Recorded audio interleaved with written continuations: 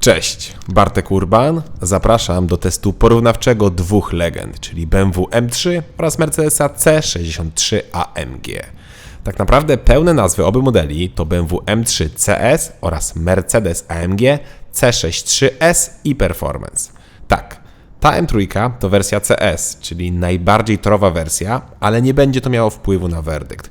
Wybrałem wersję CS do porównania, ponieważ ma ona nieco więcej mocy niż zwykłe M3, więc różnica w mocy będzie nieco mniejsza, bo nowe C63 jest piekielnie mocne. Ale o silniku i osiągach będzie za chwilę. Teraz pora na wygląd. W zasadzie tutaj nie ma o czym mówić, bo moim zdaniem C63 jest bezapelacyjnie ładniejszym samochodem. Minęło już kilka lat od pokazania modelu M3 i M4, ale ja wciąż nie potrafię w pełni zaakceptować bobra z przodu i wciąż mi się nie podoba. Tak więc tutaj C63 jest lepsza. W takim razie pora na praktyczność. Najpierw bagażnik. No cóż, BMW ma kufer o pojemności 480 litrów, podczas gdy Mercedes ma pojemność zaledwie 280 litrów. Tak, niemal 2 razy mniej. Powodem tak małego bagażnika w C63 jest hybryda plug-in, która w bagażniku ma akumulatory i elektronikę. Spakowanie się w C63 na dłuższą wycieczkę z rodziną jest wręcz niemożliwe. W kabinie za to jest podobna ilość miejsca w obu autach. W AMG mam minimalnie mniej miejsca na głowę, ale to dlatego, że jest tam szklany dach. Z przodu również miejsca jest podobnie. CS ma w serii kubełki, które niestety w trasie są niewygodne i tyłek w nich cierpnie. W AMG są wygodniejsze fotele, chociaż też po dłuższej podróży będziecie czuli dyskomfort 4 liter. W kwestii wyglądu desek rozdzielczych to zdecydowanie bardziej przypada mi do gustu deska z Mercedesa, z tym, że trzeba wyłączyć te podświetlenia nastrojowe, które w nocy świecą jak dyskoteka. Bez tego jest dużo lepiej. W BMW nie podobają mi się 2 ekrany połączone w całość oraz bardzo brzydkie komputerowe style zegarów. W Mercedesie poza takimi komputerowymi wciąż mogą być klasyczne. Dobra, ale dosyć gadania o bzdurach. Pora zajrzeć pod maskę. W BMW pracuje silnik 3-litrowy, 6-cylindrowy z 2 turbinami, który generuje 550 koni oraz 650 Nm. Natomiast w Mercedesie mamy 2 litry, rzędową czwórkę z turbo o mocy 476 koni, co czyni go najmocniejszym silnikiem 4-cylindrowym na świecie. Jednak to nie koniec mocy w Mercedesie, bowiem do silnika spalinowego mamy jeszcze silniki elektryczne, które dorzucają kolejne 204 konie i łączna moc układu to 680 koni oraz 1020 Nm. Tak, 680 oraz 1020. Na papierze robi to ogromne wrażenie, zwłaszcza, że BMW ma 130 koni oraz 400 Nm mniej. Szok. Jednak różnicy w osiągach, przynajmniej na papierze, aż takich nie ma. Ba, mają dokładnie takie same czasy, bowiem oba auta powinny robić setkę w 3,4 sekundy. Oba auta mają też napęd na 4 koła i to taki, że można odpiąć przednie osie i mieć tylko napęd na tył oraz oba auta mają automatyczne skrzynie biegów. W teorii więc jest tak samo szybko, ale w praktyce już nie. Teraz po lewej stronie macie czasy do setki dla Mercedesa, a po prawej dla BMW. Różnica, jak widzicie, jest, bowiem Mercedes zrobił setkę w 3,3 sekundy, a BMW w 3,2, czyli delikatnie szybciej, no ale dobra, załóżmy, że był remis. Gorzej jest przy wyższych prędkościach. Oba auta były kilka tygodni wcześniej na torze Ułęcz, gdzie były zmierzone czasy 100-200 i tu jest jeszcze ciekawiej. Otóż najlepszy czas BMW to 7,1 sekundy, natomiast Mercedesa to 7,7 sekundy. Z tym, że jest pewien haczyk, bowiem Mercedes robi taki czas tylko jak lecimy z rolki, czyli przykładowo jedziemy 70-80 na godzinę, klepiemy gaz maksymalnie i przekraczamy 200. Wtedy właśnie robi 7,7 sekundy. Ale jak robimy pomiar z miejsca, czyli ładujemy od 0 do 200, to wynik 100-200 to 8,4 sekundy, czyli jednak dużo wolniej. W BMW takiego przypadku nie ma, a nawet czasem z miejsca jest szybciej niż z rolki. Gorsze czasy w Mercedesie to efekt silników elektrycznych, które dają dodatkową moc, ale tylko czasowo, przez 10 sekund. A to oznacza, że około 180 km na godzinę doładowanie się kończy i dlatego też jest gorszy czas. I po 10 sekundach moc to już nie jest 680, tylko 571 koni. Niestety, ale Mercedes pomimo mocy 130 koni większej jest wolniejszy, a wszystko to przez hybrydę. Silniki elektryczne, dodatkowa bateria, to wszystko waży. I C63 AMG waży niesamowicie dużo jak na tą klasę, czyli 2090 kg. BMW M3 CS waży 1765 kg, czyli niemal 350 kg mniej.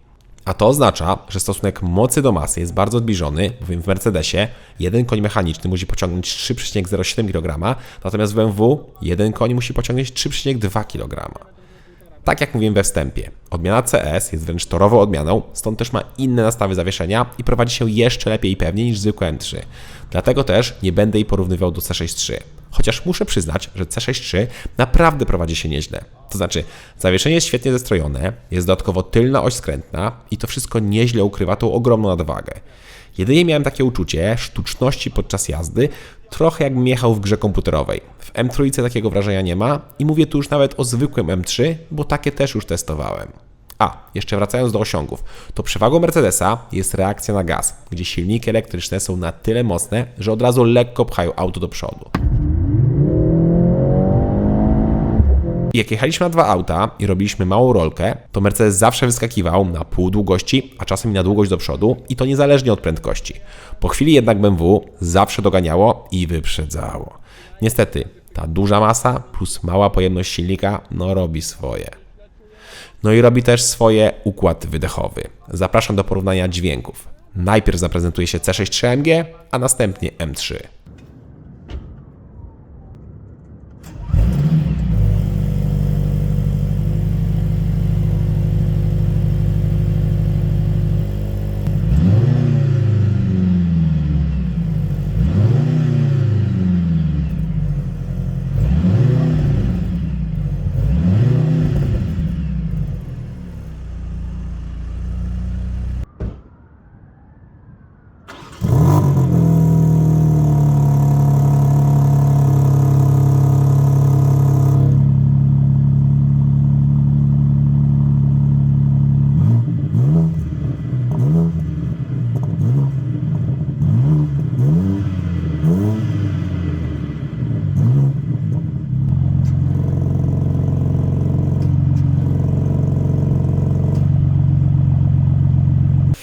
Tu chyba nie trzeba nic mówić, wszystko było słychać. Dodam oczywiście, że oba auta miały seryjne wydechy. W ogóle to są w pełni seryjne samochody. I jeden i drugi to nie ma żadnych modyfikacji.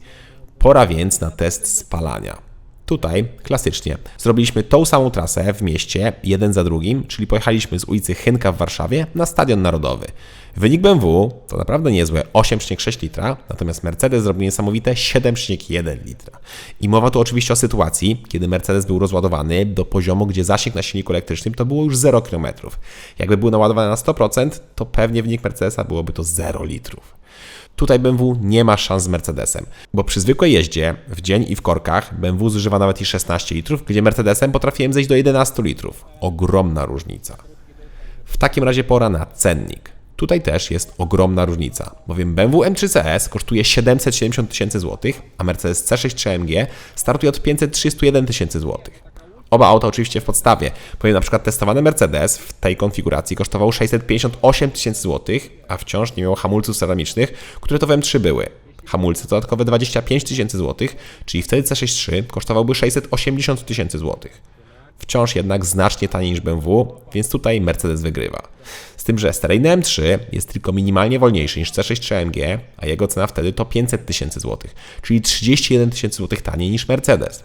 A w BMW wystarczy zrobić program za kilka tysięcy złotych i już są osiągi lepsze niż w Mercedesie.